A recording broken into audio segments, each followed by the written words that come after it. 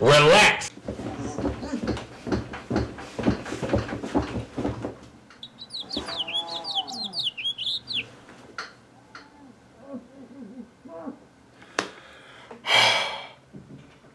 Well, after all of that, you can officially put me on IR like the rest of our defensive core because I feel just as banged up as they are now.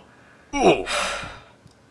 Welcome back, everybody, to another episode of Why Do the Ducks Always Give Me PTSD Like Deal or No Deal at Dave & Buster's on a Saturday night.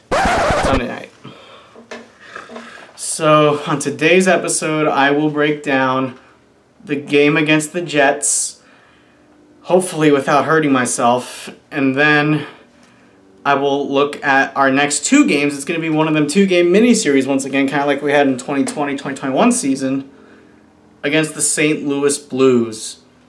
Let's get into it.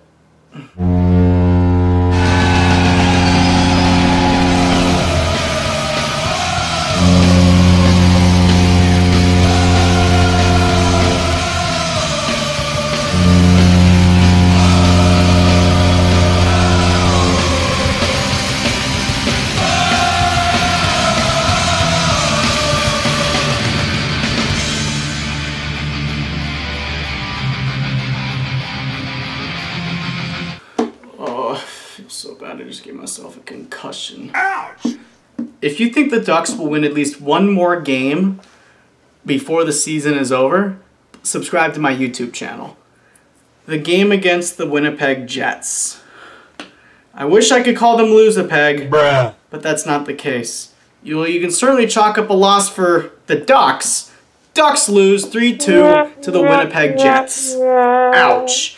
And also, that stat I mentioned in my last episode, we lost 16 straight in regulation against the Jets. No. We actually played them in opening night last year and we beat them 4-1, so wherever I read that stat was actually inaccurate, so sorry about that fact. But yes, it's been rough. It's been fair to say our offense has been grounded versus this Winnipeg Jets team. But early on, actually, it didn't feel that way. A rather even start, I would say, to the first period. And it would end up being Troy Terry getting a goal after getting a shot past a defender, and the Ducks have people crashing the goal to make it 1-0. And also shout out to Hellebuck for being way too deep in his net.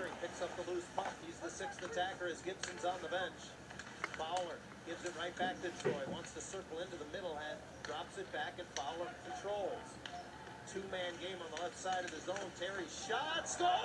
Go! Did you notice how the screening was going on before that goal was scored? If you go back and watch the highlights for a second and pause, and you'll see there's two Ducks right there screening Connor Hellebuck. You got Brett Leeson there on the far portion, and then near the middle, you have Mason McTavish. Each are trying to screen Connor Hellebuck there. I think Leeson did a better job of it because he was kind of bumping with the defender. But either way, the point is, crash the net, screen the goalie, take away their eyes, and you can get the shots through. Troy Terry does this with the help from Leeson and McTavish to make it 1-0 Ducks. Now, the big story in this game is the Jets' Kyle Conn3r. Halfway through the second period, thanks to another one of those vintage Ducks penalties, it's my God, it's Dmitry Kulikov this time. God, Dmitry, what's Russian for dang it? Gets a high sticking penalty against Jets' Pierre-Luc Dubois, and halfway through the power play, Kyle Conn3r scores to make it 1-1. And then in the third period, late in the third period, this is going to be not a power play goal, but it's a great pass to Kyle Conn3r. Nobody's covering him because the Ducks are missing their assignments and they can't clear pucks when they have the chance to, which is a big thing with this team, and it makes me upset like I am right now. Calm down. Conn3r makes it 2-1. However, the upset Matt in that moment went away very quickly because Trevor Zegras did this with Adam Henrique less than a minute later. churn up the left side. His pass makes it through. Henry waiting in the neutral zone, gains the line. Back to Zegras. He scores!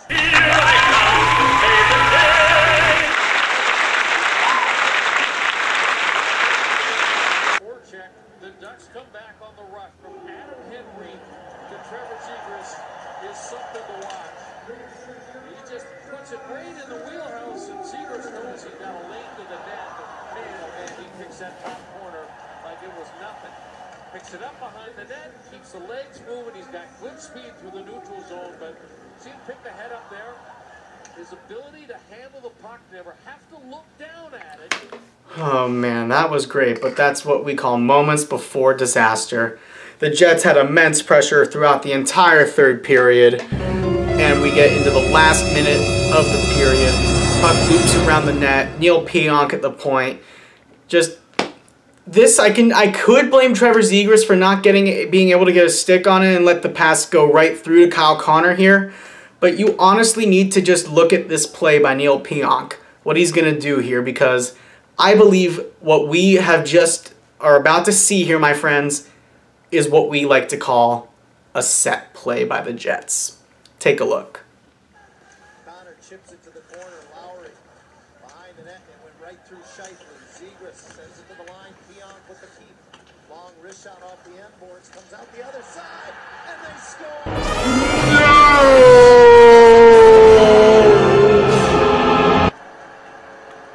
This is a heartbreaker. And Kyle Conn3r, you know, what's so hard to defend about this, if we watch Conn3r when this puck goes wide, he's up high, but he knows that he needs to get into that open space, and Zegras can't get a stick on him. It's almost like a set play. Pionk shot it wide, almost on purpose. Okay, maybe not entirely a set play that we saw right there, but you would have to think that at some point, I think Kyle Conn3r and Neil Pionk were kind of planning for that there. That honestly looked to be planned by them. Are you sure about that? Pass, but of course, it's another one of those vintage third period heartbreaks that the NHL scripts against us because this league is pathetic. Wrong!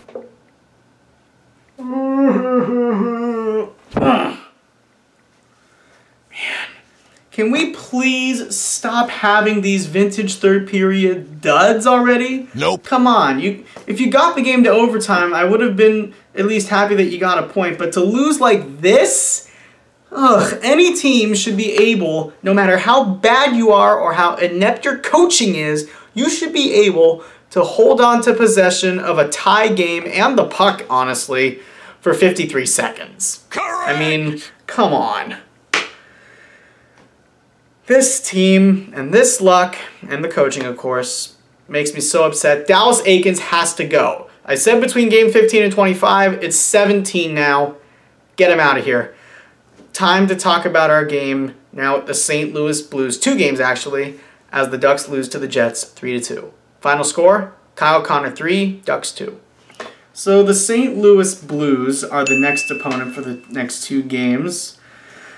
So the Blues actually were off to a terrible start to the season through the first about 10 or so games. They actually looked as bad as us for a hot second, but the Blues have been very hot over their last 5 games, now up to a .500 record, sitting exactly at 8-8. Look to take down the Ducks twice if they can.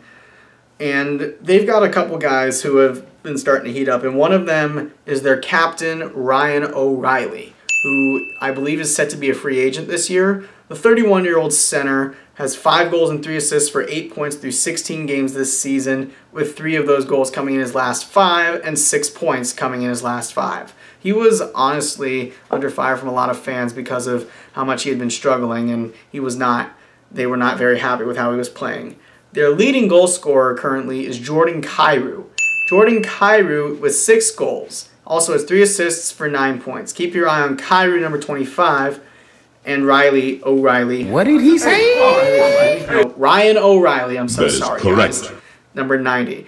Pavel Buchnevich, who was acquired in a trade from the New York Rangers a couple seasons ago for Sammy Blais, He wears number 89. Not the greatest start for Pavel this season. Got 2 goals, 5 assists, 7 points in 11 games, but has been fair over his last 5 with 4 assists.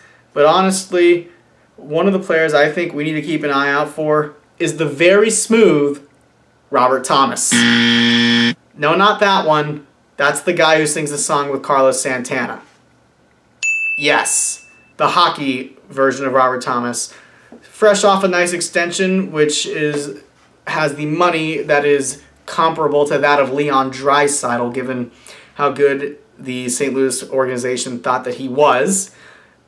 A fair start for Thomas.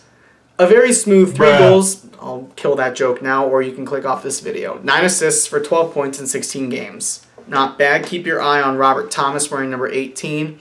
And somehow Justin Falk is tied for the team lead in assists with 9. He's on a hefty contract, but he's actually proven to be pretty good over the last season or 2 for St. Louis. 9 assists, as I said, is tops on the club, actually in a 4-way tie with some of the other players I mentioned to watch. 3 goals to go along with that, and 12 points through 16 games. So again, it's going to be Robert Thomas, Justin Falk, Pavel Buchnevich, Ryan O'Reilly, and Jordan Kyrou to keep your eyes on. Those 5 players. Now, let's take a look at the Ducks. Obviously, the Ducks. Man, where do you go with this team? Well, there's one guy who's actually been heating up on defense lately, racking up a few assists over his last 5 games, and that would be Cam Fowler. Over his last 5 games, Cam's actually racked up 4 points and 4 assists. He had 2 again in the game versus Winnipeg. He also had 2 versus Detroit when we won against them in overtime. Cam Fowler's the longest tenured defenseman on the Ducks, wearing number 4, obviously with the number of assists and points in his last 5 games matching the number that he wears on his back. A funny thing about the Jets game, it was actually Teemu Selanne retirement night. Cam Fowler is one of 2 current Ducks who played with Teemu Selanne at any point in his career with the Ducks. The other one was Jakob Silfverberg, who played with him for 1 season. Interesting. Troy Terry's got 2 goals in his last 5 games, and you saw the highlight of him scoring that nice goal. 7 goals and 13 assists, 20 points through 17 games. That's more than a point per game. Adam Henrique also had an assist on that great Trevor Zegras goal. He's got a +3 rating over his last 5. Henrique's now got 3 assists and with 5 goals for 8 points in 16 games. That's a point every other game. And the other guys to watch for, of course, Trevor Zegras, as I mentioned. He's got those 8 goals leading the team. And let's also keep an eye out for Mason McTavish, who's got 2 goals overall in the season. He's actually been playing a lot better as of late and getting some ice time finally, which is, honestly, it's about time. The predictions for these 2 games. I'm going to go with a win and a loss. Now, you might be asking yourself, Matt, why are you going with a win when you realize this team is terrible? Well, I'll tell you why. Here is why I think the Ducks can get one of these games.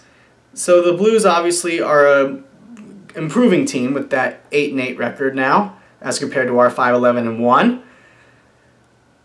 The Ducks and Blues over the years have played really competitive games, whether it be at the Enterprise Center in St. Louis or the Honda Center here over in Anaheim.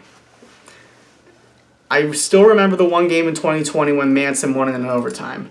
And I think one of these games is going to be a win, and it will not be in regulation again because this team still hasn't done that yet, almost 20 games in. Yep. I think the Ducks are going to take game number 1 in overtime, and I think Anthony Stolarz could be in the net. I'm not counting that against my prediction if I get it right this year. I am going to predict a 4-3 overtime win in game 1 for the Ducks. Are you out of your mind? On Saturday night, and on Monday night, we're going to lose, and the Blues will get revenge after a bad defeat against this lowly franchise in overtime from game 1, with the Blues rebounding against us 4-2, and they'll outshoot us by at least 10. All right, everybody, that's the episode, and that was my predictions. What do you think of my predictions for both games? Comment both scores below. Remember to click like, and don't forget to subscribe to this channel for all of the latest tariff-free content. Have a good night, everybody. Stay safe, and let's go Ducks. and let's try to get a win or two in the Gateway to the West, St. Louis. Go Ducks.